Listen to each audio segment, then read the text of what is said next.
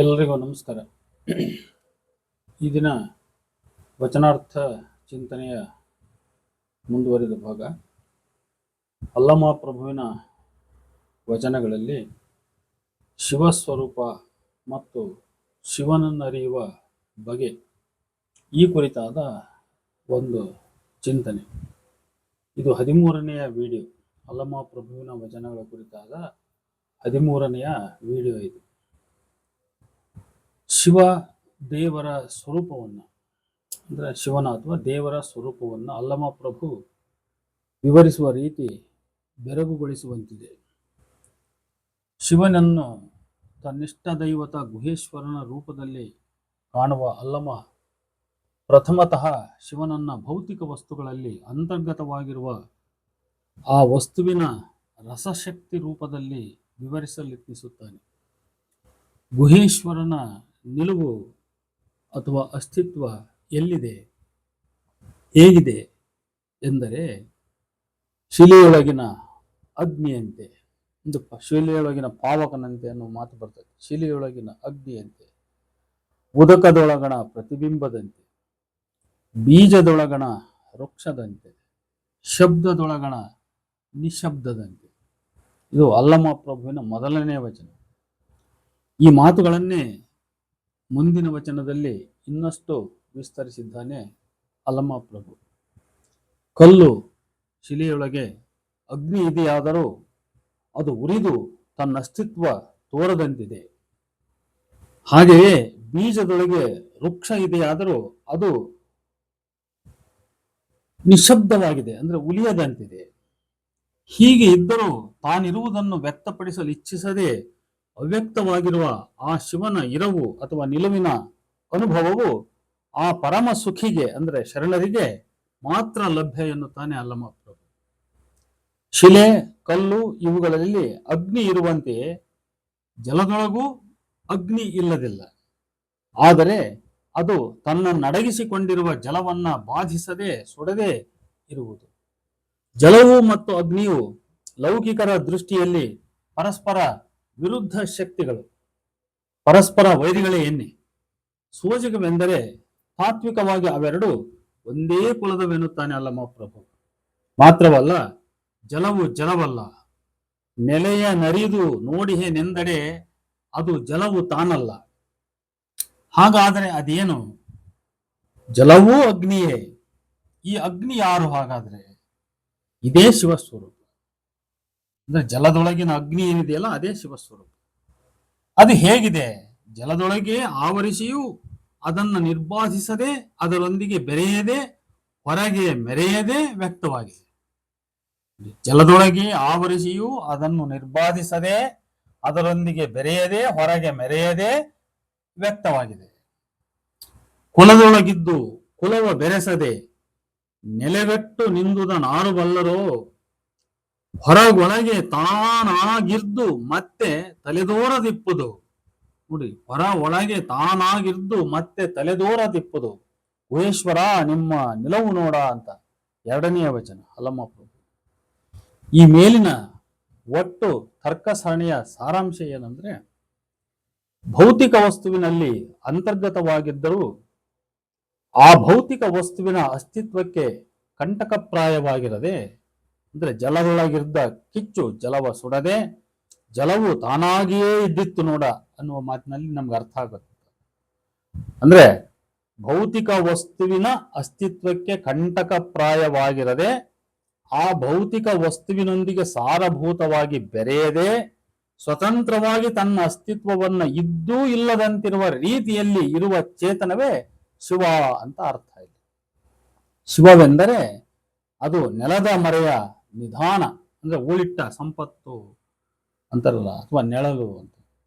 ಮುಗಿಲ ಮರೆಯಲಡಗಿದ ಮಿಂಚು, ಬಯಲ ಮರೆಯಲಡಗಿದ ಮರೀಚಿ, ಕಂಗಳ ಮರೆಯಲಡಗಿದ ಬೆಳಗು.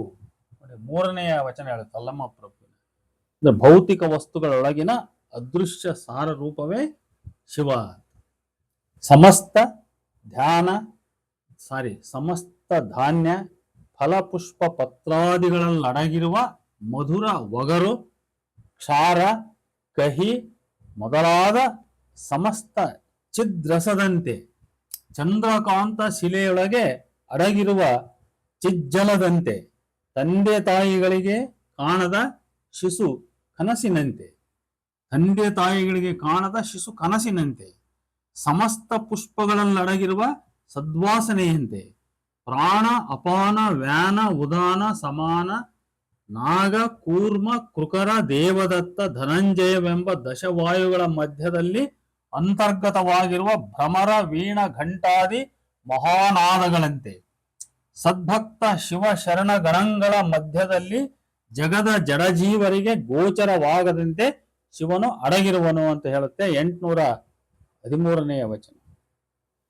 ಶಿವನು ಚೈತನ್ಯ ಸ್ವರೂಪವ. ಅಂಗದಲಪ್ಪಿದೆನೆಂದಡೆ ಸಿಲುಕದು, ಪ್ರಾಣದಲಪ್ಪಿದನೆಂದಡೆ ಸಿಲುಕದು, ಭಾವದಲಪ್ಪಿದನೆಂದಡೆ ಸಿಲುಕದು, ಸೂಕ್ಷ್ಮ ತನುವಿನ ಮನದ ಕೊನೆಯ ಮೇಲೆ ಅಪ್ಪಿದನೆಂದಡೆ ಸಿಲುಕದು, ಭಾವಾತೀತವಾದ ನಿರಾಕಾರದ ಘನವು ಸುಜ್ಞಾನದ ಮುಖಕ್ಕೆ ಅಸಾಧ್ಯ ನೋಡ. ಗುಹೇಶ್ವರನ ಶರಣ ನಿನ್ನಾವ ಪರಿಯಲ್ಲಿ ತಡೆದು ನಿಲ್ಲಿಸುವೆ ಹೇಳ ಸಿದ್ದರಾಮಯ್ಯ ಅಂತ ಪ್ರಶ್ನೆ ಮಾಡ್ತಾನೆ 704ನೇ ವಚನದಲ್ಲಿ.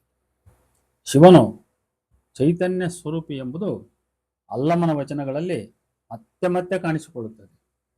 ಆದ್ದರಿಂದಾಗಿ ಹಾಗೆ ಯಾವ ವಚನಗಳಲ್ಲಿ ಬಂದಿದೆಯೋ ಆ ವಚನಗಳ ಕ್ರಮಸಂಖ್ಯೆ ಇತ್ಯಾದಿ ನೋಡಿದರೆ ಸಾಕು, ಆಸಕ್ತರು ಗಮನಿಸಬಹುದು. ಉದಾಹರಣೆ 750ನೇ ವಚನ, 771ನೇ ವಚನ. ಶಿವನು ಶರಣರ್ಗೆ ರೂಪಾಗಿ ಜಡಜೀವರಿಗೆ ನಿರೂಪವಾಗಿರ್ಪುದು ನೋಡ ಗುಹೇಶ್ವರ ಲಿಂಗವು ಚನ್ನಬಸವಣ್ಣ ಅಂತ ಹೇಳಿ 807ನೇ ವಚನ. ಇನ್ನು ಶಿವನ ಕುರಿತ ಪುರಾಣ ಕಲ್ಪನೆಗಳನ್ನ ನಿರಾಕರಿಸ್ತಕ್ಕಂಥದ್ದು ಈ ವಚನಗಳ ಒಂದು ಆಶಯ. ಅಲ್ಲಮಪ್ರಭು ಚೈತನ್ಯ ರೂಪಿ ಶಿವತತ್ವ ಪ್ರತಿಪಾದಿಸುವ ಅಲ್ಲಮಪ್ರಭು ಶಿವನ ಕುರಿತಾಗಿ ಆ ಕಾಲಕ್ಕಾಗಲೇ ಸ್ಥಾಪಿತವಾಗಿದ್ದ ಪುರಾಣ ಕಲ್ಪನೆಗಳೆಲ್ಲವನ್ನೂ ತಿರಸ್ಕರಿಸುತ್ತಾರೆ. ನಿರವಯ ಶೂನ್ಯ ಲಿಂಗ ಮೂರ್ತಿಯಾದ ಶಿವನು ಹೆಣ್ಣಲ್ಲ, ಗಂಡಲ್ಲ, ಮಾತಿನವನಲ್ಲ, ಮಥನದವನಲ್ಲ, ಆಗಮಿಕನಲ್ಲ, ವೇದ ಪಾಠಕನಲ್ಲ, ಶಾಸ್ತ್ರಜ್ಞನಲ್ಲ, ಪುರಾಣಿಕನಲ್ಲ ಎಂದು ಹೇಳಿ ಅವನು ರುಂಡಮಾಲಾಧಾರಿಯಲ್ಲ, ಕರೋಟಿ ಮಾಲಾಧಾರಿಯಲ್ಲ, ಗಜಚರ್ಮಾಂಬರನಲ್ಲ, ಖಟ್ವಾಂಗಧಾರಿಯಲ್ಲ, ಗಂಗಾಧರನಲ್ಲ, ಗೌರೀಪ್ರಿಯನಲ್ಲ, ನಂದೀವಾಹನಲ್ಲ, ಭೃಂಗೀಸ್ತುತನಲ್ಲ, ಯೋಗಿಯಲ್ಲ, ಜೋಗಿಯಲ್ಲ, ಶ್ರವಣ ಸನ್ಯಾಸಿಯಲ್ಲ. ಈ ವೇಷಗಳಲ್ಲಿ ಶಿವಾವತಾರ ತೋರಿಸುವವರು ಕೋಟಿ ಕೋಟಿ, ಆದರೆ ಅವರಾರೂ ಶಿವನ ನೆಲೆಯ ಬಲ್ಲವರಲ್ಲ ಎನ್ನುತ್ತಾನೆ ಅಲ್ಲಮಪ್ರಭು ತನ್ನ 771ನೇ ವಚನದಲ್ಲಿ. ಆಮೇಲೆ ಶಿವನೇ ಪರಮೋಚ್ಛ ದೈವ. ಅಲ್ಲಮಪ್ರಭುವಿನ ದೃಷ್ಟಿಯಲ್ಲಿ ಶಿವನೇ ಪರಮೋಚ್ಛ ದೈವ.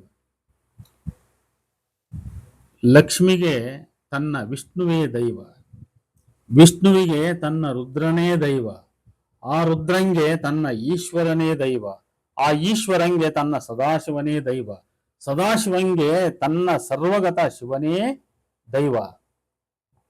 ಸರ್ವಗತ ಶಿವನಿಗೆ ಆಕಾಶ ಮಹಿಪತಿ ಎಂಬ ಮಹಾಲಿಂಗಕ್ಕೆ ಆದಿ ದೈವರುಳ್ಳಡೆ ಹೇಳಿದೆ, ಇಲ್ಲದಿರ್ದಡೆ ಸುಮ್ಮನೆ ಇರಿದೆ ಅಂತ ಹೇಳ್ತಾನೆ 877ನೇ ವಚನದಲ್ಲಿ. ಈ ವಚನದಲ್ಲಿ ವ್ಯಕ್ತವಾಗುವ ಇತರೆ ಅಂಶಗಳಂದ್ರೆ ಶಿವನ ಪರಿವಾರದ ಇತರ ದೈವಗಳಾದ ರುದ್ರ, ಈಶ್ವರ, ಸದಾಶಿವ. ಕೆಲ ವಿದ್ವಾಂಸರು ಶಿವನಿಗಿಂತ ರುದ್ರ ಪ್ರಾಚೀನ ಎಂದು ಸಾಧಿಸಲೆತ್ನಿಸಿದ್ದಾರೆ. ಅದು ಸಮಂಜಸವಲ್ಲ. ರುದ್ರನಿಗಿಂತ ಶಿವ ಪ್ರಾಚೀನ ಅಲ್ಲದೆ ಶಿವನು ಲಿಂಗರೂಪಿ ಎಂಬುದನ್ನು ಕೂಡ ನಾವು ಇಲ್ಲಿ ಗಮನಿಸಬಹುದು. ಪ್ರಭುವಿನ ಕಲ್ಪನೆಯಲ್ಲಿ ಶಿವನಿಗೆ ವ್ಯಕ್ತಿಗತ ನೆಲೆಯೆಂದರೆ ಭಕ್ತನ ಹೃದಯ ಗುಹೆ, ಶಿವನ ಸಾಮಾಜಿಕ ನೆಲೆಯೆಂದರೆ ಸರ್ವಶರಣ ಸಮೂಹ. ಆದರೆ ಈ ಎರಡನೇ ನೆಲೆಯ ವಚನಗಳು ಪ್ರಕ್ಷಿಪ್ತ ಎಂಬ ಅನುಮಾನವನ್ನ ಮೂಡಿಸುವಂತಿವೆ. ಶಿವನ ಪೌರಾಣೀಕೃತ ರೂಪಗಳನ್ನು ತಿರಸ್ಕರಿಸುವ ಪ್ರಭು ಪ್ರತಿಪಾದಿಸುವ ಮೊದಲ ಶಿವನ ಕಲ್ಪನೆಯು ಅಮೂರ್ತ. ಅದು ಭಕ್ತನ ಅಂತರಂಗದ ಒಂದು ಭಾಗ. ಭಕ್ತನ ಅಂತರಂಗದ ಪ್ರಭೆಯೇ ಬಹಿರಂಗದ ಬೆಳಕಾಗುತ್ತದೆ. ಅಂದರೆ ಭಕ್ತಾತ್ಮವೇ ಲಿಂಗ ಜಗತ್ತು ಆಗುತ್ತದೆ. ಇದು ಪ್ರಭುವಿನ ಆಧ್ಯಾತ್ಮಿಕ ಕಲ್ಪನೆ. ಎರಡನೆಯದು ಶರಣ ಸಮೂಹದಲ್ಲಿ ಶಿವನನ್ನ ಕಾಂಬುದು ಪ್ರಭುವಿನ ಸಾಮಾಜಿಕವಾದ ಕಲ್ಪನೆ. ಇದು ಶಿವನ ಸಾಮಾಜಿಕ ರೂಪ ಎನ್ನಬಹುದು. ಈ ಎರಡನೆಯದಕ್ಕೆ ಪ್ರಮಾಣವಾಗಿ ಈ ಕೆಳಗಿನ 2 ವಚನಗಳನ್ನ ನಾನು ಇಲ್ಲಿ ಸಾರ ಸಂಗ್ರಹವಾಗಿ ನೀಡಲಿಕ್ಕೆ ಬಯಸ್ತೇನೆ. 812ನೇ ವಚನ. ಇದರಲ್ಲಿ ದೈಹಿಕ ರತಿ ಸಂಯೋಗವಲ್ಲ, ಆತ್ಮಗಳ ರತಿ ಸಂಯೋಗದ ಬಗ್ಗೆ ಮಾತಾಡ್ತಾನೆ ಪ್ರಭು. ಆತ್ಮಗಳ ರತಿಕ್ರಿಯೆಯಲ್ಲಿ ಹುಟ್ಟಿದ ಆತ್ಮಗಳಿಗೆ ಗಂಡು ಹೆಣ್ಣು ಎಂಬುದಕ್ಕೆ ಅಂಟಿದ ನಾಮ ರೂಪ ಕ್ರಿಯೆ ಯಾವುದೂ ಇಲ್ಲ. ಹೀಗೆ ಆತ್ಮಗಳಿಗೆ ಹುಟ್ಟಿದ ಬಾಲ ಶಿಶು ಅಂದ್ರೆ ಇದು ಕೂಡ ಆತ್ಮವೇ. ಬಾಲ ಶಿಶುವಿನೊಳಗೆ ಯೌವನವಿದೆ, ಈ ಯೌವನದೊಳಗೆ ಮುಪ್ಪಡಗಿದೆ, ಈ ಮುಪ್ಪಿನೊಳಗೆ ಜನನ ಮರಣ ಸ್ಥಿತಿಗಳಡಗಿವೆ, ಈ ಸ್ಥಿತಿಗಳೊಳಗೆ ಸಕಲ ಭೋಗಗಳಡಗಿವೆ. ಈ ವಿವರಣೆಯು ಹೋಲಿಕೆಗೆ ಮಾತ್ರವೆನ್ನಿಸಿದರೂ ಕೂಡ ಆಧ್ಯಾತ್ಮದ ತತ್ವಗಳನ್ನ ಕ್ರಿಯೆಗಳನ್ನ ಸಾಮಾಜೀಕರಣಗೊಳಿಸಿದಂತಾಯಿತಿಲ್ಲಿ. ಈ ಆತ್ಮಕ್ರಿಯೆ ಫಲಗಳಂತೆಯೇ ಶಿವನು ಶಿವಗಣಗಳಲ್ಲಿ ಅಡಗಿರುವನು ಎನ್ನುವವು ಈ ಮುಂದಿನ ಸಾಲುಗಳು ಹೀಗೆ. ಸರ್ವ ಜೀವ ದಯಾ ಪರತ್ವವುಳ್ಳ ಸದ್ಭಕ್ತ ಶಿವಶರಣ ಗಣಗಳಲ್ಲಿ ಮುಗಿಲ ಮರೆಯ ಸೂರ್ಯನಂತೆ, ನೆಲದ ಮರೆಯ ನಿಧಾನದಂತೆ, ಒರೆಯ ಮರೆಯ ಅಲಗಿನಂತೆ, ಹಣ್ಣಿನ ಮರೆಯ ರಸದಂತೆ, ಪರಮ ಪಾವನ ಮೂರ್ತಿ ನಿರವಯ ಘನವ ನೊಡಗೂಡಿ ಏಕ ಸ್ವರೂಪಿನಿಂದ ಗುಹೇಶ್ವರ ಲಿಂಗವು ತಾನು ತಾನಾಗಿರ್ದುದ ನೇನೆಂಬೆನಯ್ಯ ಚನ್ನಬಸವಣ್ಣ ಅಂತ 812ನೇ ವಚನ. ಇದೇ ತರ್ಕವನ್ನೇ ಇನ್ನು 813ನೇ ವಚನ ಕೂಡ ಮಂಡಿಸ್ತದೆ.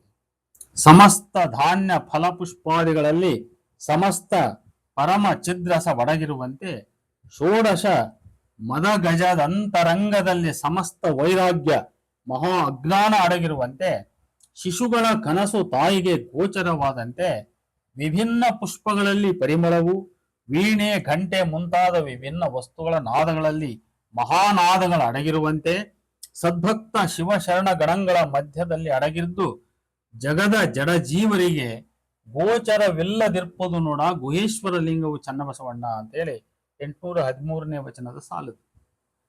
ಆದರೆ ಈ 2 ವಚನಗಳು ಪ್ರಭುನವೇ ಅಂತ ನಮಗೆ ಒಂದು ಅನುಮಾನ ಹುಟ್ಟುತ್ತೆ. ವಚನಗಳಲ್ಲಿ ಗುರು ಜಂಗಮ ಶರಣಪರವಾದ ವಕಾಲತ್ತುಗಳನ್ನ ಕಾಣದ ಕೈಗಳು ಮಾಡಿರ್ತಕ್ಕಂಥ ಸಾಧ್ಯತೆ ಉಂಟು.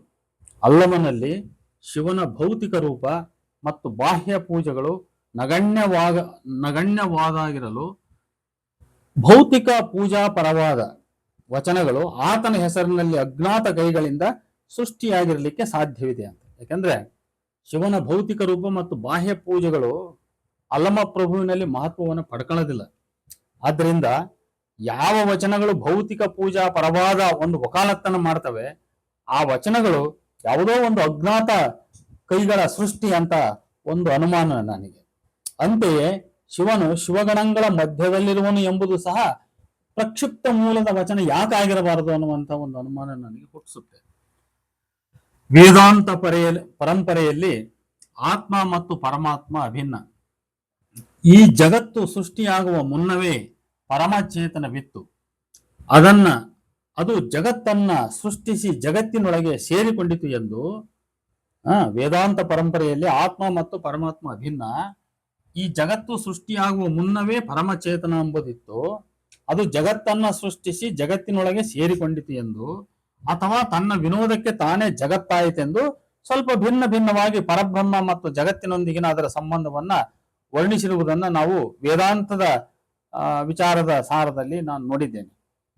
ಈಗ ಅಲ್ಲಮ ಪ್ರಭುವಿನ ವಚನಗಳಲ್ಲಿ ಶಿವಸ್ವರೂಪವೇನೆಂದು ತಿಳಿಬೇಕಾದ್ರೆ ಇದು ಲಿಂಗ ಸ್ವರೂಪಕ್ಕೆ ಹತ್ತಿರವಾದ ಕಲ್ಪನೆಯೇ ಆಗಿದೆ. ಕಾರಣ ಶಿವನ ಮೊದಲ ರೂಪವೇ ಲಿಂಗ ರೂಪ. ಆದರ್ಶವಾದಿಗಳು ಆತ್ಮ ಚೇತನವು ಈ ಜಗತ್ತಿಗೆ ಮೂಲ ಎಂದೇ ತಿಳಿಯುತ್ತಾರೆ. ಈ ಚೇತನ ಅಥವಾ ಆತ್ಮವು ಮನುಷ್ಯನ ಹೃದಯದಲ್ಲಿದ್ದು ಅದೇ ಬ್ರಹ್ಮವಾಗಿದೆ.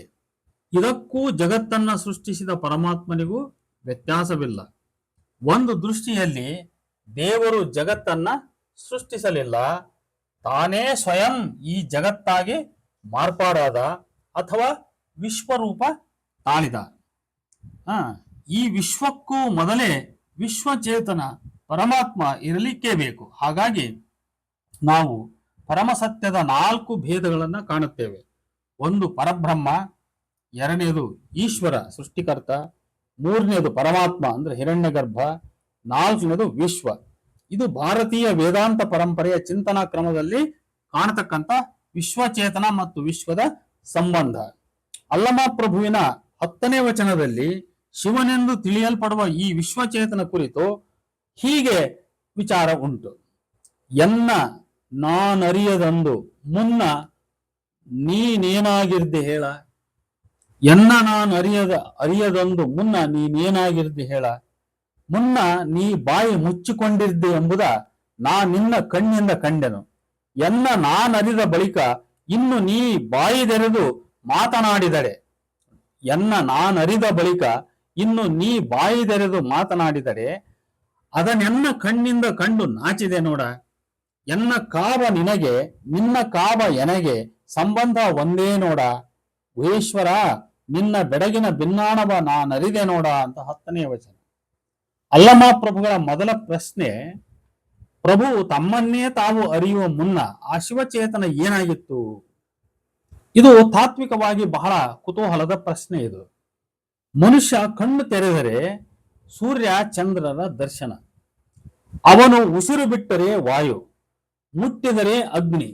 ಹೀಗೆ ವಿಶ್ವದ ಮೂಲವನ್ನೇ ಮನುಷ್ಯನ ಇಂದ್ರಿಯಗಳ ಮೂಲಕ ನೋಡುವ ವೇದಾಂತ ಸಿದ್ಧಾಂತದ ಹಿನ್ನೆಲೆಯಲ್ಲಿ ಎಲ್ಲ ಮನುಷ್ಯರನ್ನು ಪ್ರತಿನಿಧಿಸುವ ಅಲ್ಲಮನೆಂಬ ಮನುಷ್ಯ ಜೀವಿ ತನ್ನ ಇಂದ್ರಿಯ, ಮನಸ್ಸು, ಬುದ್ಧಿ, ಭಾವಗಳ ಮೂಲಕ ತನ್ನನ್ನು ತಾನರಿದು ಕಣ್ಣು ತೆರೆಯುವ ಮುನ್ನ, ಈ ವಿಶ್ವವನ್ನು ಗ್ರಹಿಸುವ ಮುನ್ನ ಈ ವಿಶ್ವಚೇತನ ಏನಾಗಿತ್ತು? ಹಾಗಾದ್ರೆ ಏನಾಗಿರ್ಲಿಕ್ಕೆ ಸಾಧ್ಯ? ಅದೇನೂ ಆಗಿರ್ಲಿಕ್ಕಿಲ್ಲ. ಅದು ಬಾಯಿ ಮುಚ್ಚಿಕೊಂಡಿತ್ತೆಂಬುದನ್ನ ಅದರ ಕಣ್ಣಿಂದ, ಅದರ ಕಣ್ಣಿನ ಮೂಲಕ, ಅದರ ಕಣ್ಣನ್ನು ನೋಡಿ ಅಂತ ಅಲ್ಲಮರು ಕಂಡರು. ಅಲ್ಲಮನೆಂಬ ಈ ಮನುಷ್ಯ ಜೀವಿ ತನ್ನನ್ನು ತಾನರಿದ ಬಳಿಕವಷ್ಟೇ ಆ ವಿಶ್ವಚೇತನಕ್ಕೆ ಬಾಯಿದೆರೆದು ಮಾತಾಡಲು ಸಾಧ್ಯವಾಯಿತು. ನೋಡಿ, ಹೀಗೆ ಈ ವಿಶ್ವಚೇತನ, ವಿಶ್ವದ ಒಡೆಯ, ತನ್ನ ಸೃಷ್ಟಿಯ ತೃಣಮಾತ್ರನಾದ ಈ ಮನುಷ್ಯನ ಐಂದ್ರಿಕ ಶಕ್ತಿಯನ್ನ ಅವಲಂಬಿಸಿದ ದಯನೀಯ ಸ್ಥಿತಿಯ ಕಂಡು ನಾಚಿದೆ ನೋಡ ಎನ್ನುತ್ತಾನೆ ಅಲ್ಲಮ ಪ್ರಭು. ಹಾಗಾಗಿ ದೇವರಷ್ಟೇ ಮನುಷ್ಯನನ್ನ ರಕ್ಷಿಸುವುದಿಲ್ಲ, ದೇವರನ್ನು ಮನುಷ್ಯ ರಕ್ಷಿಸುತ್ತಾನೆ ಎಂಬುದು ಅಲ್ಲಮ ಪ್ರಭುವಿನ ನಿಲುವು ಇಲ್ಲಿ. ಅದಕ್ಕೇನೆ ಅಲ್ಲಮ ಪ್ರಭು ಈಗೆನ್ನುತ್ತಾರೆ, ಎನ್ನ ಕಾವ ನಿನಗೆ ಅಂದ್ರೆ ಎನ್ನನ್ನ ರಕ್ಷಿಸುವ ನಿನಗೆ, ನಿನ್ನ ಕಾವ ಎನಗೆ ಅಂದ್ರೆ ನಿನ್ನನ್ನ ರಕ್ಷಿಸುವ ನನಗೆ ಸಂಬಂಧ ಒಂದೇ ನೋಡ. ಶಿವಚೇತನವನ್ನು ಹೇಗೆ ಅಲ್ಲಮ ಕಂಡರಿದಿದ್ದಾರೆಂಬುದರ ಒಂದು ಚಿಕ್ಕ ಉದಾಹರಣೆಯಷ್ಟೇ ಈ ವಚನ. ಇದು ನಿರಾಕಾರ ಪರಂಜ್ಯೋತಿ ಲಿಂಗದಲ್ಲಿ ಅಂತರಾತ್ಮ ಲಿಂಗದುತ್ಪತ್ತಿ, ಇದರಲ್ಲಿ ಜೀವಾತ್ಮ ಲಿಂಗದುತ್ಪತ್ತಿ. ಅಂತರಾತ್ಮನೇ ಗುರು, ಜೀವಾತ್ಮನೇ ಶಿಷ್ಯ, ಪರಮಾತ್ಮನೇ ಲಿಂಗ ಎಂತಲೂ ಮಹಾಘನ ವಸ್ತುವಿನಲ್ಲಿ ಪರಮಾತ್ಮನ ಉತ್ಪತ್ತಿ, ಇದರಿಂದ ಅಂತರಾತ್ಮ ಉತ್ಪತ್ತಿ, ಈ ಅಂತರಾತ್ಮನಿಂದ ಜೀವಾತ್ಮನ ಉತ್ಪತ್ತಿ. ಇವುಗಳಲ್ಲಿ ಜೀವಾತ್ಮ ಮತ್ತು ಅಂತರಾತ್ಮಗಳು ಪಾಶಬದ್ಧ, ಪರಮಾತ್ಮನು ನಿತ್ಯ ಮುಕ್ತನೆಂಬುದು ಒಂದು ಕಲ್ಪನೆಯನ್ನ ಅಲ್ಲಮ ಪ್ರಭುವಿನ ಒಂದು ವಚನ 738, 739ನೇ ವಚನಗಳು ಹೇಳ್ತವೆ. ಆದ್ರೆ ಇದೇಕೋ ನನಗೆ ಒಂದು ಅನುಮಾನವನ್ನ ಸೃಷ್ಟಿಸ್ತದೆ. ಇನ್ನು ವಸ್ತು ಸ್ವರೂಪ ಶಿವಸ್ವರೂಪ ಕುರಿತಾದ ಅಲ್ಲಮ ಪ್ರಭುವಿನ ಇನ್ನು ಬಹಳಷ್ಟು ವಚನಗಳು ಇದಾವೆ. ವಾಗ್ಮನಕ್ಕತೀತವಾದ ಪರಶಿವನೇ ಪರಮಾತ್ಮ ಸ್ವರೂಪನಾಗಿ ವಿಶ್ವವೆಂಬ ನಾಣ್ಣುಡಿಯ ತೆರೆಯ ಸೀರೆಯ ಮರೆಯಲ್ಲಿ ಸಕಲ ಭೋಗಾದಿ ಭೋಗಗಳ ಭೋಗಿಸುತ್ತಿಪ್ಪಿರಿ. ಗುಹೇಶ್ವರ, ನಿಮ್ಮ ನಿಲವಿನ ಪರಿಣಾಮದ ಸುಖವ ನೀವೇ ಬಲ್ಲಿರಿ. 1498ನೇ ವಚನ. ಮಾತು ಮತ್ತು ಮನ ಇವೆರಡಕ್ಕೂ ಅತೀತನಾದ ಪರಶಿವನೇ ಈ ಭೌತ ಜಗತ್ತಲ್ಲಡಗಿ ಸಕಲ ಭೋಗಾದಿ ಭೋಗಗಳನ್ನು ಭೋಗಿಸುತ್ತಿರುವನು. ಇಂತಹ ಪರಮಾತ್ಮನ ನಿಲವಿನ ಪರಿಣಾಮದ ಸುಖವನ್ನು ಆ ಪರಮಾತ್ಮನಷ್ಟೇ ಬಲ್ಲ. ಅಂದರೆ ಆ ಪರಶಿವಾಂಶಿಕವಾದ ತಾನು ಎಂಬ ಪದಭಾಜನವಾದ ಆತ್ಮ ಬಲ್ಲದು ಅಂತ. ವಾಚಾತೀತಂ ಮನೋತೀತಂ ಭಾವಾತೀತಂ ಜ್ಞಾನಾತೀತಂ ನಿರಂಜನಂ ಅಣೋರಣಿಯಾನ್ ಮಹತೋ ಮಹಿಯಾನ್ ಎಂದೆನಿಸುವ ಅತಿಶಯ ಬ್ರಹ್ಮವು ದಿವ್ಯ ಜ್ಞಾನವೆಂಬ ಭಕ್ತಿ ಮಂದಿರಕ್ಕೆ ಕರ್ತೃವಾದ ಈಶ್ವರ ಗುಹೇಶ್ವರ ಅಂತ 1499ನೇ ವಚನ. ಎರಡು ಕಣ್ಣುಳ್ಳಡೆ ಚತುರ್ಭುಜನೆಂಬೆನು, ಮೂರು ಕಣ್ಣುಳ್ಳಡೆ ಮಹೇಶ್ವರನೆಂಬೆನು, ಮೈಯೆಲ್ಲಾ ಕಣ್ಣಾದಡೆ ಸದಾಶಿವನೆಂಬೆನು. ಗುಹೇಶ್ವರ ನಿಮ್ಮ ಶರಣಂಗೆ ಅಂಗಾಲ ಕಣ್ಣು ಮೂಡಿದಡೆ ನಿರುಪಮ ಮಹಿಮ ಅಲ್ಲಯ್ಯನೆಂಬೆನು ಅಂತ 979ನೇ ವಚನ ಹೇಳುತ್ತೆ. ಅಳಿಯ ಬಳಿಯ ಸುಳಿವನಲ್ಲ. ನೋಡು, ಅಳಿಯ ಅಂದ್ರೆ ಅಳಿಯುವುದಿಲ್ಲ ಅಂತ, ಬಳಿಯ ಸುಳಿವನಲ್ಲ, ಪ್ರಳಯವಿಲ್ಲದ ವಿಜಯನು, ಕುಳಾಕುಳದ ಆತ್ಮನ ಅಂಗದ ಸಂಗಿಯಲ್ಲ, ಸುಳುಹಿನೊಳಗಣ ಸೂಕ್ಷ್ಮವ ತಿಳಿದು ನೋಡುವಡೆ ಅಣಿಮಾದಿ ಗುಣರಹಿತನು, ಅಕಲ್ಪಿತ ಮಹಿಮನ ನೇನೆಂಬೆ, ನೆಳಲ ಕಳವಳದ ಬಳಿಯ ಭಾವ ರೂಪನಲ್ಲ, ಬೆಳಗಿನೊಳಗನ ಬೆಳಗು ಗುಹೇಶ್ವರ ನಿಮ್ಮ ಶರಣನ ನಿಲವು ಅಂತ ಹೇಳ್ಬಿಟ್ಟು 853ನೇ ವಚನ. ಅಳಿವನಲ್ಲ, ಉಳಿವನಲ್ಲ, ಘನಕ್ಕೆ ಗಮನನಲ್ಲ, ಮನಕ್ಕೆ ಸಾಧ್ಯನಲ್ಲ, ತನ್ನ ತಪ್ಪಿಸಿ ಇದರ ನೊಪ್ಪಿಸಿಹೆನೆಂಬ ಭಿನ್ನ ಭಾವಿಯಲ್ಲ, ಗುಹೇಶ್ವರನ ಶರಣ ಅಜಗಣ್ಣನ ಅಂತಿಂತೆನಬಾರದು ಕೇಳಾತಾಯೆ ಅಂತ 854ನೇ ವಚನ. ಇನ್ನು 55ನೇ ವಚನದಲ್ಲಿ ಅಗೋಚರ ಶಿವನೇ, ಘನಕ್ಕೆ ಘನವಾದ ವಸ್ತುವೇ ಗುರು, ಲಿಂಗ, ಜಂಗಮ, ಪ್ರಸಾದ, ಮಂತ್ರ, ಯಂತ್ರ, ಸಕಲ ವಿದ್ಯೆ ಈ ಎಲ್ಲವೂ ಆಗಿ ಈ ಎಲ್ಲವನ್ನೂ ಒಳಗೊಂಡ ಇಷ್ಟಲಿಂಗವಾಗಿ ತಮ್ಮ ಕರಸ್ಥಲಕ್ಕೆ ಬಂದ ನಿರ್ವಿಕಾರ ಗುಹೇಶ್ವರ ಎನ್ನುವರು ಪ್ರಭು. ಈ ವಿಶ್ವ ಸೃಷ್ಟಿಗೆ ಕಾರಣವಾದ ಆ ಪರಶಿವದ ಮಹಾಘನ ಲಿಂಗದ ಸ್ವರೂಪವೆಂದರೆ ಅದು ಒಂದು ಮಹಾಪ್ರಕಾಶ, ಬೆಳಕು, ಅನಂತ ಕೋಟಿ ಪ್ರಕಾಶವೆಂದು ಗಣಿಸಬಾರದ ಬ್ರಹ್ಮದ ಬೆಳಗು, ನೋಡಬಾರದ ಘನವು, ತೆರಹಿಲ್ಲದ ಬೆಳಗು, ಮಹಾಬೆಳಗು, ತನ್ನಿಂದ ತಾನಾದ ಸ್ವಯ ಸುಖದ ನಿಜ, ನಿತ್ಯ ನಿಜ ಅಂತ ಹೇಳಿ 755ನೇ ವಚನ ಹೇಳುತ್ತೆ. ಅದೇ ರೀತಿ ಇನ್ನೂ ಅಲ್ಲಮಾಪ್ರಭುಗಳು ಬೇರೆ ಬೇರೆ ರೀತಿಯಲ್ಲಿ ಶಿವನ ಅಸ್ತಿತ್ವ, ಶಿವನ ಸ್ವರೂಪವನ್ನು ವರ್ಣಿಸಿದ್ದಾರೆ.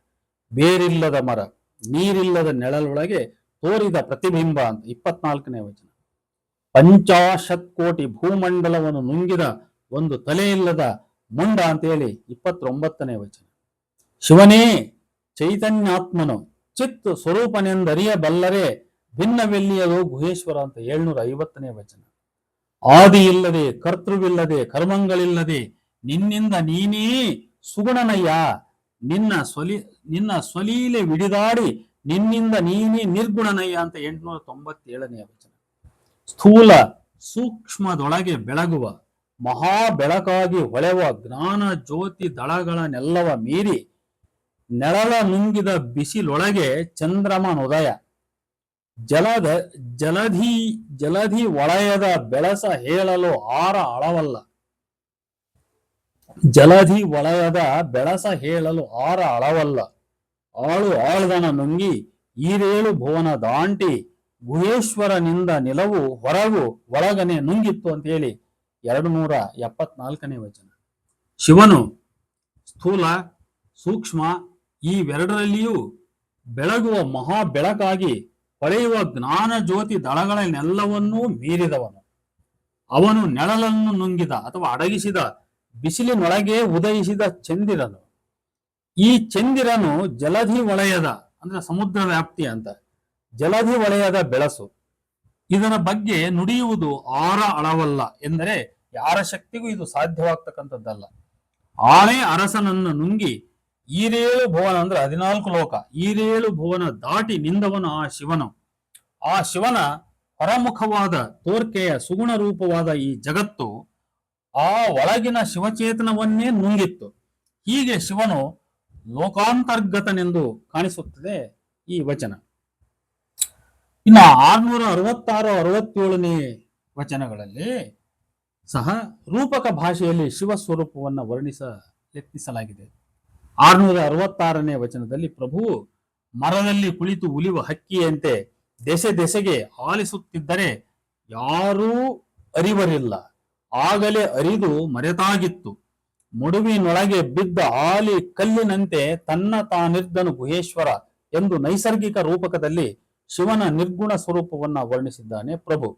667ನೇ ವಚನವು 3ರಲ್ಲಿ ಮುಟ್ಟಲಿಲ್ಲ, 6ರಲ್ಲಿ ತೋರಲಿಲ್ಲ, 8ರಲ್ಲಿ ಕಂಡುದಿಲ್ಲ, ಒಂದರಲ್ಲಿ ನಿಂದುವುದಿಲ್ಲ, ಗುಹೇಶ್ವರನೆಂಬ ಲಿಂಗವು ಶಬ್ದಕ್ಕೆ ಬಂದುದಿಲ್ಲ ಎಂದು ತಾತ್ವಿಕ ಪರಿಕಲ್ಪನೆಗಳ ಮೂಲಕ ಶಿವಸ್ವರೂಪವನ್ನು ಚಿತ್ರಿಸುತ್ತದೆ.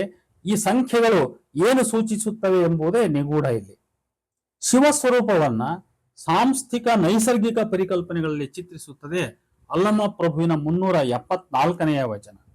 ವಾಗ್ಮನ ಖಗೋಚರ ಶಬ್ದ ಗಂಭೀರ ಉಪಮಾತೀತ ಉನ್ನತ ಪರಶಿವನು ಜ್ಞಾನ ಜ್ಯೋತಿ ಸುಜ್ಞಾನದ ಪ್ರಭೆಯ ಬೆಳಗಿನೊಳಗೆ ಸುಳಿದಾಡುವನು. ಗಗನ ಸ್ಥಾನವೇ ಕಂಥೆ, ಆಕಾಶವೇ ಟಪ್ಪರ, ಅಜಾಂಡ ಬ್ರಹ್ಮಾಂಡವೇ ಕರ್ಣಕುಂಡಲ, ಅದ್ವೈತವೇ ಯೋಗವಟ್ಟಿಗೆ, ಅಗಮ್ಯವೇ ಯೋಗವಾವಿಗೆ, ಅಚಲಿತವೇ ಖರ್ಪರ, ಅಪ್ರಮಾಣವೇ ಲಾಕುಳ ಎಂಬಿತ್ಯಾದಿ ಪರಿಕಲ್ಪನೆಗಳಲ್ಲಿ ಸುದೀರ್ಘವಾಗಿ ವರ್ಣಿಸಲಾಗಿದೆ. ಬಹುತೇಕ ಎಲ್ಲ ಸಾಂಸ್ಥಿಕ ಧರ್ಮ ಮತ್ತು ಪೌರಾಣಿಕ ಕಲ್ಪನೆಗಳನ್ನು ಒಪ್ಪದ ಅಲ್ಲಮ ಪ್ರಭು ಹೀಗೆ ಶಿವನನ್ನು ವರ್ಣಿಸಿರುವನೇ ಅನ್ನುವಂಥ ಅನುಮಾನ ನನಗೆ ಬರ್ತದೆ. ಶಿವನು ತನುವಿಗೆ ತನು, ಮನಕ್ಕೆ ಮನ, ಜೀವಕ್ಕೆ ಜೀವವಾಗಿ ಇರುವನು ಅಂತ ಹೇಳುತ್ತೆ 155ನೇ ವಚನ. ಅಣೋ ರಣಯಾನ್ ಮಹತೋ ಮಹಿಯಾನ್ ಎಂಬ ಶ್ರುತಿ ಹುಸಿ, ಲಿಂಗವಿದ್ದ ಠಾವಿನಲ್ಲಿ ಪ್ರಳಯ ಉಂಟೇ, ಭಕ್ತರ ಇರ್ಪನಲ್ಲದೆ ಭಕ್ತರ ಭಾವದಲ್ಲಿರ್ಪನಲ್ಲದೆ ಮತ್ತೆಲ್ಲಿಯೂ ಇಲ್ಲ ಗುಹೇಶ್ವರನು ಅಂತ 77ನೇ ವಚನ ಹೇಳುತ್ತೆ. ಅದೇ ರೀತಿ 113ನೇ ವಚನ, ಆಗಮ ಪುರುಷನು, ವಿದ್ಯಾಪುರುಷನು, ವೇದ ಪುರುಷರು, ಪುರಾಣ ಪುರುಷರು, ಶಾಸ್ತ್ರ ಪುರುಷರು ತಮ್ಮ ತಮ್ಮ ಕೃತಿಗಳನ್ನೇ ದೈವವೆಂದು ನಂಬಿ ಕೆಟ್ಟರೆಂದು ಆ ಎಲ್ಲ ವೈದಿಕ ಸನಾತನ ಧರ್ಮ ಪರಂಪರೆಯ ಹಿರಿಯರನ್ನು ಹೆಸರಿಸಿ ಶಿವನು ಭಕ್ತ ದೇಹಿಕನೆಂದರಿಯದೆ ಕೆಟ್ಟರಲ್ಲ ಎಂದು ಈಗಳೆದು ಕೊನೆಗೆ ಯತ್ರ ಶಿವಸ್ತತ್ರ ಮಹೇಶ್ವರನೆಂದು ಹೇಳಿತ್ತು ಮುನ್ನ, ಅಂತೂ ಭಕ್ತ ನಿತ್ಯ ಸತ್ಯ ಸನ್ನಿಹಿತ ಗುಹೇಶ್ವರ ನಿಮ್ಮ ಶರಣ ಎನ್ನುವರು ಪ್ರಭು. ಪರಮಾತ್ಮ ತನ್ನೊಳಗೇ ಇರುವನು, ಅನ್ಯ ಭಾವವ ನೆನೆಯದೆ ತನ್ನೊಳಗೆ ತಾನೆಚ್ಚರ ಬಲ್ಲಡೆ, ತನ್ನಲ್ಲಿಯೇ ತನ್ಮಯವು ಗುಹೇಶ್ವರ ಲಿಂಗವು ಅಂತ ಹೇಳುತ್ತೆ 376ನೇ ವಚನ. ಕಣ್ಣಿಗೆ ಕಾಬಡೆ ರೂಪಲ್ಲ, ಕೈಗೆ ಸಿಲುಕುವಡೆ ದೇಹಿಯಲ್ಲ, ನಡೆವಡೆ ಗಮನಿಯಲ್ಲ, ನುಡಿವಡೆ ವಾಚಾಳನಲ್ಲ, ನಿಂದಿಸಿದಡೆ ಹಗೆಯಲ್ಲ, ಹೊಗಳಿದವರಿಗೆ ಕಳೆಯಲ್ಲ, ಗುಹೇಶ್ವರನ ನಿಲವು ಮಾತಿನ ಮಾಲೆಗೆ ಸಿಲುಕುವುದೇ ಸಿದ್ದರಾಮಯ್ಯ ನೀನು ಮರುಳಾದೆಯಲ್ಲ ಅಂತ ಹೇಳ್ಬಿಟ್ಟು 1044ನೇ ವಚನದಲ್ಲಿ ಪ್ರಶ್ನೆ ಮಾಡ್ತಾನೆ. ರೂಪ ದೇಹ ಗಮನ ಮಾತು ಕಳೆಯಿಲ್ಲದವನು ಶಿವ ಅಂತಕ್ಕಂಥದ್ದು ಇದರ ಸಾರ. ಕಾಯಗೊಂಡ ಮಾನವರಂತೆ ಕೈಗೆ ಸಿಲುಕ, ಪ್ರಾಣವಿಡಿದ ಜೀವಿಗಳಂತೆ ಎಡೆಯಾಡದಿಪ್ಪ, ಕಾಂಬಡೆ ಕಂಗಳತೆಯಲ್ಲ, ಕೇಳುವಡೆ ಕಿವಿಗಳತೆಯಲ್ಲ, ಗುಹೇಶ್ವರನ ನಿಲವು ಬರಿಯ ಸ್ತೋತ್ರಕ್ಕೆ ನಿಲುಕದು ಕಾಣ ಸಿದ್ದರಾಮಯ್ಯ ಅಂತ ಮತ್ತೆ 1079ನೇ ವಚನ. ಶಿವನು ದೇಹವುಳ್ಳ ಮಾನವರಂತೆ ಕೈಗೆ ಸಿಗುವನಲ್ಲ, ಪ್ರಾಣವುಳ್ಳ ಜೀವಿಗಳಂತೆ ಚಲಿಸುವವನಲ್ಲ, ಕಾಣಲು ದೃಷ್ಟಿಗೆ ನಿಲುಕದವನು, ಕೇಳಲು ಶ್ರವಣಕ್ಕೆ ಗ್ರಾಹ್ಯವಾಗದವನು, ಅವನು ಕೇವಲ ಸ್ತೋತ್ರಕ್ಕೆ ನಿಲುಕುವವನಲ್ಲ ಎಂದು ಸಿದ್ದರಾಮಯ್ಯನಿಗೆ ಶಿವನ ಸ್ವರೂಪ ವಿವರಿಸಿದ ಪ್ರಭು. ಅಲ್ಲಮ ಪ್ರಭುವಿನ 1087ನೇ ವಚನದಲ್ಲಿ ಶಿವನು ಕಾಯ, ಜೀವ, ಪ್ರಾಣ, ಪುಣ್ಯ, ಮುಕ್ತಿ, ಯುಗ, ಜುಗ ಇವಾವುಗಳಿಂದಲೂ ಆದ ಮೂರ್ತಿಯಲ್ಲ, ಇದೆಂತಹ ಮೂರ್ತಿಯನ್ನು ಉಪಮಿಸುವೆ, ಕಾಣಬಾರದ ಕಾಯ, ನೋಡಬಾರದ ತೇಜ, ಉಪಮಿಸಬಾರದ ನಿಲವು, ಕಾರಣವಿಡಿದು ಕಣ್ಣಿಗೆ ಗೋಚರವಾದ ಸುಖವನ್ನು ಏನೆಂದು ಹೇಳುವೆ ಗುಹೇಶ್ವರ ಅಂತ ಪ್ರಶ್ನೆ ಮಾಡ್ತಾನೆ 1087ನೇ ವಚನದಲ್ಲಿ. ಗಿರಿಗಳ ಗುಹೆಗಳ ಕಂದರದಲ್ಲಿ ನೆಲ ಹೊಲನ ಮುಟ್ಟದೆ ಇಪ್ಪೆದೇವ, ಮನಕ್ಕೆ ಅಗಮ್ಯ ಅಗೋಚರನಾಗಿ ಅಲ್ಲಲ್ಲಿ ಎಲ್ಲೆಲ್ಲಿಯೂ ನೀನೇ ಇಪ್ಪೆಯಯ್ಯ, ಗುಹೇಶ್ವರ ನಿಮ್ಮನ್ನು ಅಗಲಕ್ಕೆ ಹರಿವರಿದು ಕಂಡೆ ನಾನು ಅಂತ 1153ನೇ ವಚನ. ಧರೆಯಾಕಾಶವಿಲ್ಲದಂದು, ತ್ರಯಮಂಡಲ ನೆಲೆಗೊಳ್ಳದಂದು, ಹೋಮ ನೇಮ ಜಪ ತಪವಿಲ್ಲದಂದು ನಿಮ್ಮ ನಾರು ಬಲ್ಲರು, ಹರಿಬ್ರಹ್ಮಾದಿಗಳಿಗೆ ಅಗೋಚರ ನಿರ್ಲೇಪ ನಿರಂಜನನಾಗಿ ವೇದಂಗಳರಿಯವು, ಶಾಸ್ತ್ರ ಸ್ಮೃತಿಗಳು ನಿಮ್ಮ ನರಿಯವು. ಹೊಡಿಲಿ, ಹರಿಬ್ರಹ್ಮಾದಿಗಳಿಗೆ ಅಗೋಚರ ನಿರ್ಲೇಪ ನಿರಂಜನನಾಗಿ ವೇದಂಗಳರಿಯವು, ಶಾಸ್ತ್ರ ಸ್ಮೃತಿಗಳು ನಿಮ್ಮ ನರಿಯವು, ಗಗನ ಕಮಲ ಕುಸುಮ ಪರಿಮಳದಿಂದತ್ತಲೂ ಗುಹೇಶ್ವರ ನಿಮ್ಮ ನಿಲುವ ನಾರು ಬಲ್ಲರು ಅಂತ 1262ನೇ ವಚನ. ನೆನೆಹೆನೆಂದಡೆ ಮನಕ್ಕೆ ಸಿಲುಕದು, ಅರಿದೆಹೆನೆಂದಡೆ ಕುರುಹಿಂಗೆ ಬಾರದು, ಕಂಡೆಹೆನೆಂದಡೆ ಮೂರ್ತಿಯಲ್ಲ, ತೊನುವಿನೊಳಗಿಲ್ಲದ ಮನದೊಳಗಿಲ್ಲದ ಘನವು ನಿಮ್ಮ ಮನಕ್ಕೆ ವೇದ್ಯವಾದ ಪರಿ ಎಂತಯ್ಯ. ಗುಹೇಶ್ವರನೆಂಬ ಲಿಂಗವು ಜಗದ ಕಣ್ಣಿಗೆ ಕತ್ತಲೆಯ ಕವಿಸಿ ತನ್ನ ತಪ್ಪಿಸಿಕೊಂಡಿಪ್ಪ ಭೇದ ನಿನ್ನೊಳಡಗಿದ ಪರಿ ಎಂತು ಹೇಳ ಸಂಗನ ಬಸವಣ್ಣ ಅಂತ ಹೇಳಿ 1310ನೇ ವಚನ ನೋಡಿ. ಈ ವಚನದಲ್ಲಿ ತನುವಿನೊಳಗಿಲ್ಲದ ಮನದೊಳಗಿಲ್ಲದ ಘನವು ಎಂಬ ಸಾಲಿನಲ್ಲಿ ಶಿವಲಿಂಗದ ವಾಸಸ್ಥಾನ ದೇಹವೇ ಹೃದಯವೇ ಆಗಿದ್ದರೂ ಮನ ಪ್ರಾಣಗಳು ಲಿಂಗವೆಂದರಿತರೂ ಅವುಗಳಿಗೆ ತಾಗದೆ ಶಿವನಿರುವನು ಎಂದರ್ಥ. ಹೀಗೆ ಬಹಳಷ್ಟು ವಚನಗಳಿವೆ. ಸುಮಾರು ನಾನು ಎಷ್ಟೋ ವಚನಗಳನ್ನು ಇಲ್ಲಿ ನಾನು ಹೇಳ್ತಾ ಹೋದ್ರೆ ಬಹಳಷ್ಟು ಇದಾಗ್ತದೆ. ಆದ್ರಿಂದ ಕೆಲವು ವಚನಗಳ ರೆಫರೆನ್ಸ್ ಅನ್ನು ನಾನು ನಿಮಗೆ ಹೇಳ್ತೀನಿ. ನೋಡಿ, ಇಲ್ಲಿ ಶಿವ ಬಹುತೇಕ ವಚನಗಳಲ್ಲಿ ಒಂದೇ ನಿಲುವು ಏನಪ್ಪಾ ಅಂದ್ರೆ, ಶಿವನು ಅಗೋಚರ, ಸರ್ವವ್ಯಾಪಿ, ನಿಲುಕದವನು, ಸಿಲುಕದವನು, ದೃಷ್ಟಿಗಸಾಧ್ಯ, ಲಿಂಗಸ್ವರೂಪಿ, ಮಹಾಬೆಳಗು, ಕೊನೆ ಮೊದಲಿಲ್ಲ, ಗಮನಿಯಲ್ಲ, ನಿರ್ಗಮನಿಯಲ್ಲ, ದೇಹಿಯಲ್ಲ, ನಿರ್ದೇಹಿಯಲ್ಲ ಇತ್ಯಾದಿ. ಈ ಕಾನ್ಸೆಪ್ಟ್, ಇದು ಶಿವನ ಸ್ವರೂಪ ಕುರಿತಾಗಿ ಅಲ್ಲಮ ಪ್ರಭುವಿನ ಈ ಕಾನ್ಸೆಪ್ಟ್ ಇಲ್ಲಿ ಬಹಳ ಮುಖ್ಯ. ಈ ಶಿವನನ್ನು ಇನ್ನೊಂದು ಪರಿಕಲ್ಪನೆಯಲ್ಲಿ ಅಲ್ಲಮ ಪ್ರಭು ಸೆರೆ ಹಿಡಿಯುವ ಪ್ರಯತ್ನ ಮಾಡಿದ್ದಾರೆ. ಅದೇ ಶೂನ್ಯ ಮತ್ತು ಬಯಲು. ಈ ಕುರಿತು ಕೆಲವು ವಚನಗಳು ಯಾವ್ಯಾವಿದಾವೆ, ಸುಮಾರು ಒಂದು 21 ವಚನಗಳನ್ನ ನಾನು ಗಮನಿಸಿದ್ದೇನೆ. ಅವುಗಳ ಸಂಖ್ಯೆಯನ್ನು ಹೇಳಿದ್ದೇನೆ ಆಸಕ್ತರಿಗೆ. 635, 636, 647, 650, 652, 653, 668, 771, 775, 777, 778, 780, 781, 785, 787, 789, 793, 800, 1266, 1267. ಶೂನ್ಯದೊಂದಿಗೆ ಸಂವಾದ, ಮೂಗರ ಪ್ರಸಂಗ, ಇದು 1268ನೇ ವಚನದಲ್ಲಿ ಬರ್ತದೆ. ಹೀಗೆ ಎಷ್ಟೋ ವಚನಗಳಲ್ಲಿ ಅಲ್ಲಮ ಪ್ರಭುವಿನ ಕಾನ್ಸೆಪ್ಟ್ ಒಂದೇ. ಅದು ಅಗೋಚರ, ಅಗಮ್ಯ, ಆ ವಸ್ತುವಿನೊಳಗೆ ಒಂದು ಚೇತನ ರೂಪವಾಗಿರ್ತಕ್ಕಂಥದ್ದು, ಅದೊಂದು ರೀತಿಯ ಶೂನ್ಯ, ಅದೊಂದು ರೀತಿಯ ಬಯಲು. ಈ ರೀತಿ ಅಲ್ಲಮ ಪ್ರಭು ಶಿವನನ್ನ, ಅದರ ಅಮೂರ್ತ ಸ್ವರೂಪವನ್ನ ಇನ್ನೂ ಅನೇಕ ವಚನಗಳಲ್ಲಿ ಕಟ್ಟಿಕೊಡಲು ಪ್ರಯತ್ನಿಸಿದ್ದಾನೆ. ಇದೊಂದು ಒಟ್ಟು ಅಲ್ಲಮ ಪ್ರಭುವಿನ ಶಿವದ ಕಲ್ಪನೆಯ ಒಟ್ಟು ಕೇಂದ್ರ ಆಶಯವನ್ನ ವ್ಯಕ್ತಪಡಿಸ್ತಕ್ಕಂಥ ಒಂದು ಪ್ರಯತ್ನ ಅಷ್ಟೇ ಇದೆ. ಹಾಗಾಗಿ ಇಷ್ಟೇ, ಇದು ಫೈನಲ್, ಇಷ್ಟೇ ವಚನಗಳು ಇಷ್ಟೇ ಅಂತ ಅಲ್ಲ, ಇನ್ನೂ ಅನೇಕ ವಚನಗಳಿವೆ. ಇಲ್ಲಿ ಸಮಯದ ಅಭಾವದಿಂದ ನಾನು ಅವುಗಳನ್ನ ಕೈ ಬಿಟ್ಟಿದ್ದೇನೆ ಅಂತ ಹೇಳ್ತಾ ಇಲ್ಲಿಗೆ ನನ್ನ ಈ ವಿಡಿಯೋ ಕಾರ್ಯಕ್ರಮ ಮುಕ್ತಾಯಗೊಳಿಸ್ತಾ ಇದ್ದೇನೆ. ನಮಸ್ಕಾರ.